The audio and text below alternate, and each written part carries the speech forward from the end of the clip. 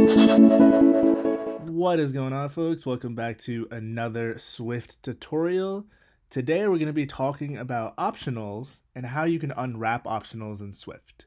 So with that being said, we're going to start with a playground and go over what they are, how to use them, then we'll dive right into a real project to see them in action. So hit that like button down below, open up Xcode, and let's get started with a playground. So we're going to come down here and we're going to select to create let's get started with a playground actually, not create a new project. So let's hit that.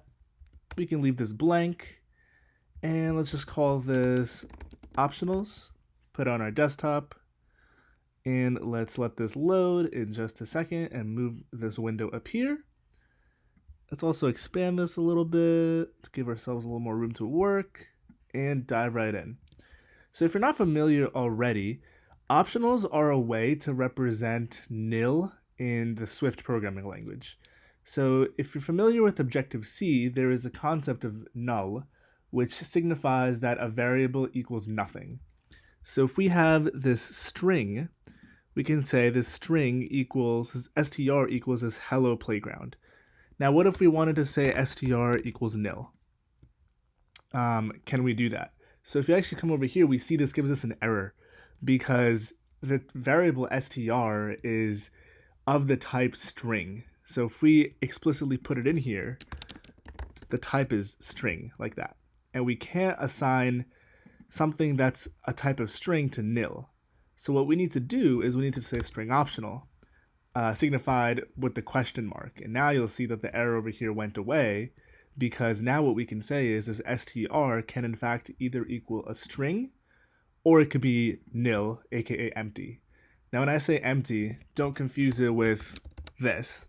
This is still in fact a string, it's just a string with no characters. So the concept of optionals is really powerful in the wild, in real apps, because oftentimes you might have variables that really don't have a value until some event occurs or you get it from the internet through a network call or something like that. So a good way to spot these are these optional notation marks are question marks, and I personally think it was a good choice on Apple's part because it really shows like this str might be a string, maybe, as in you need to check what it is. So now this also does not explicitly apply to strings. We just used string as an example. This can apply to any class or any type for that matter. So let's do it with integers. So if we have x, and let's say this equals 2, this equals, I don't know, 10, and this equals 1. So these first two appear optional, and this third one is non-optional. So what if we wanted to add these numbers together and get a sum?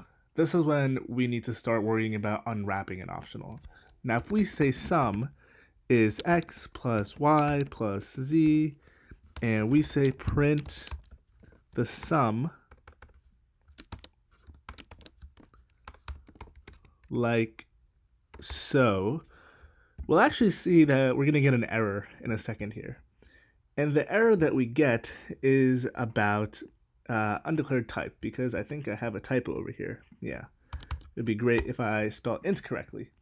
So now we're going to see that we have an error over here about actually summing these numbers together through these variables. And the reason is because the plus operator has to be applied to an integer.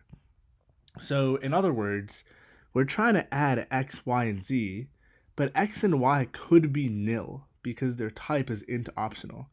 So what we need to do is we need to make sure that x and y have a value before we try to use that value. And that's known as unwrapping. And we're going to talk about two ways that you can unwrap an optional. The first way is by optional binding. And the way you do that is you say if let some variable name equals x and then the curly braces. What this basically means is if there is a value within this x variable, put that value into whatever the variable name here is. It could be anything. And in this block, you're free to use x value. And that's going to be an int because we've basically said making sure this x is not nil, come into this block. So what we can actually do here is we can say, move all this in here, and we can also put a comma here and say y value equals y. And instead of adding x and y, we can add x value and y value. If we come on over here, we'll see that our error will go away in just a second. Let's see, what else do I have? I have this issue here. This should be an equal sign. And xy, this looks good to me. Now if we come on over here, we have one more error. And let's see, this is because we need to put let here also, signifying that both of these are variables. And if we come on over here, we'll see all our errors have gone away. Open up your console and hit this little play button, and we'll see our sum printed out here in just a second, like so. Cool, so that's how we unwrap optionals with if-let statements. The other way you can unwrap an optional is through a guard statement, and I'm gonna signify this through a function. So we're gonna say, actually let's keep this code. We're gonna create a function, and we're gonna call it sum, and it's gonna take in 3 parameters. It's gonna take an x, y, and z. And in here, what we're gonna basically do is we're gonna unwrap these optionals before we print out sum.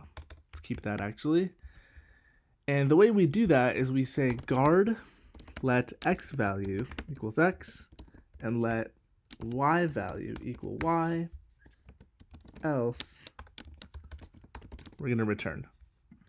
And if we pass this guard statement, we get down here, which we can add up this x value, y value, and z, and then we print it out. Let's call this function, pass in our x, y, and z. Now, the important thing to note here is the type of these 2 first parameters are not int. The optionality of a variable's type is a part of the type itself. So the types are int optional, and int. So if we come down here again, and let's actually fix this error first. Let's see, we're saying guard let x value equals x and let y value equal y, which looks correct to me. We should have our error go away. Yep. And let's come down here and hit pause, clear this out, and hit run again. And we got our value. So that's how you unwrap optionals. Now let's actually see this in a project using a real world example. So let's close our playground, open up Xcode again, create a new project. We're going to stick with a single view application. We're going to come here and we're going to make sure we give it a good name. So let's do optional project. Make sure your language is Swift. Hit enter twice to save it. And let's hit Command R to build and run in our simulator. Give it a second. While it's doing that, jump into the view controller, and if you haven't done so already, hit that like button down below. And it's about to launch. Perfect. So what we're going to do is we are going to create a variable here, and we're going to say it's a button optional. And let's actually come in here and set the background color of the view to red, and let's say configure button. And what we're going to come in here and do is create this function, and this configure button is going to actually configure the button like the name implies. But what's interesting to note is this button might be a UI button or it might be a nil. So what we want to do is we want to unwrap this optional and then configure it. And if it's not actually equal to a button, aka when we unwrap it, it's nil, we want to actually create a button and assign it to this variable. So let's actually implement this. So we're going to say if let my button equals button, configure it. Otherwise, we're going to say button equals UI button, and we're going to call this function again. So the first time we call this function, we're not going to come in here because our button is nil. And because it's nil, we're going to come into here and create it and call this function again, and then we'll end up in this block. So now what we're going to do is we're going to set a frame. So let's do 0, 0, 100, and 100. Let's come down here and do my button dot center equals view dot center to center our button. Let's also set a background color to orange. And lastly, let's add this to our view as a subview. Notice all of these configuration functions I'm performing on my button and not the button. The reason is because we've unwrapped this button and put its value into this variable. So it's a little bit of a mouthful, and hopefully you were able to follow that, but let's hit Command R to build and run and see what we got going on. So we should see our button here in the center. Maybe not the best color choice, but orange on red, we have our button. Let's put in breakpoints now. Actually, instead of breakpoints, let's put in print statements. So we're going to put in creating, configuring, and func called. So what we should expect is first we should say func called, then it should be configuring, then it should be func called again, func called, then it should be creating, then func called again, and configuring. So let's hit Command R, open up our console, and take a look in here. We get func called, creating, func called, configuring. So that does it. That's how you unwrap optionals. I hope you guys now understand how you can unwrap them with if-let statements and also guard-let statements.